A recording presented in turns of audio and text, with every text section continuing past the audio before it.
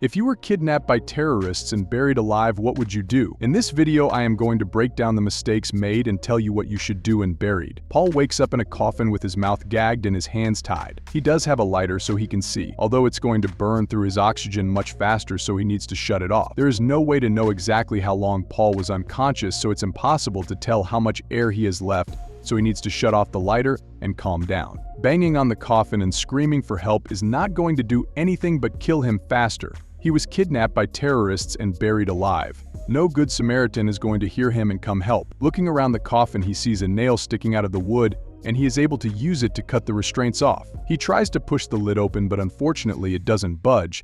If there were only a couple feet of loose sand on top, this might have been doable. But since it didn't move either, he is buried pretty deep, or the lid is nailed shut. For now, there is no way to know which. A cell phone goes off, giving Paul a glimmer of hope. He gets the phone and calls 911.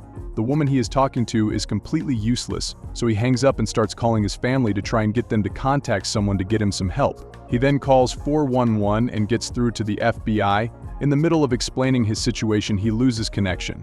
He finds a spot where he has service, and this time he calls the company that he works for. He gets transferred to a guy named Alan Davenport, but he wasn't available, so in the middle of leaving a message, he loses signal again and freaks out. Fuck! Fuck!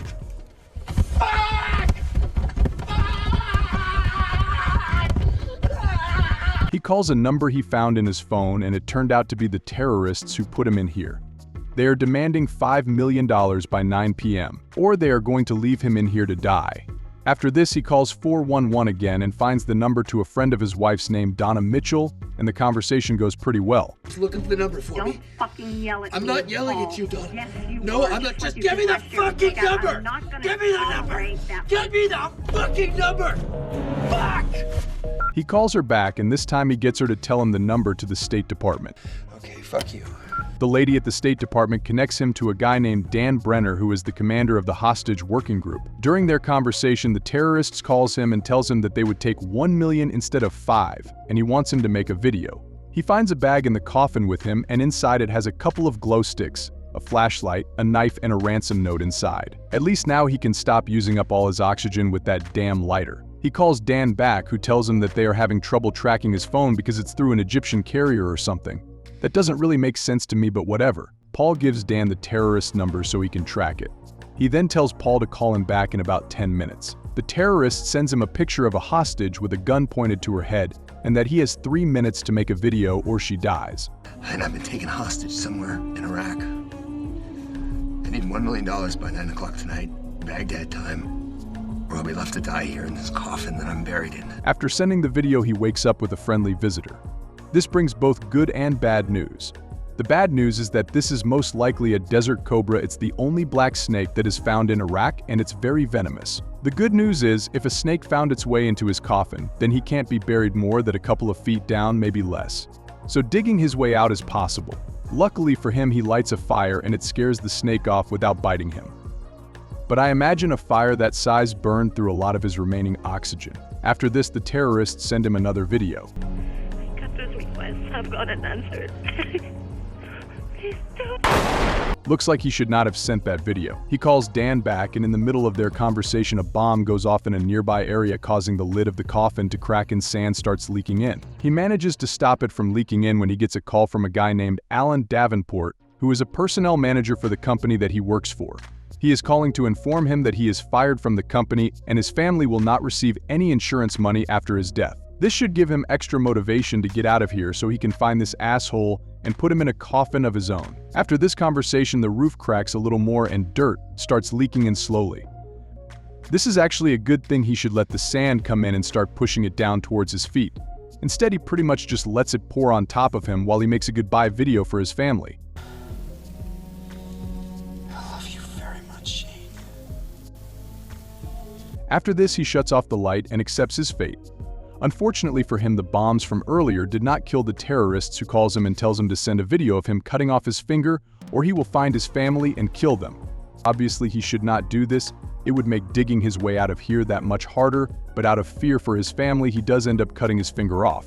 As he is lying there with no hope left, he gets a call from Dan saying they captured an insurgent and he is going to lead them to his location. They are racing to dig him out before the sand fills his coffin. What is It's Mark White.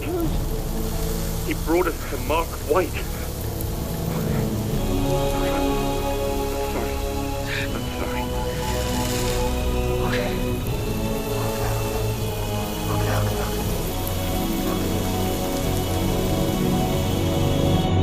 Well, that's a pretty shitty way to go out.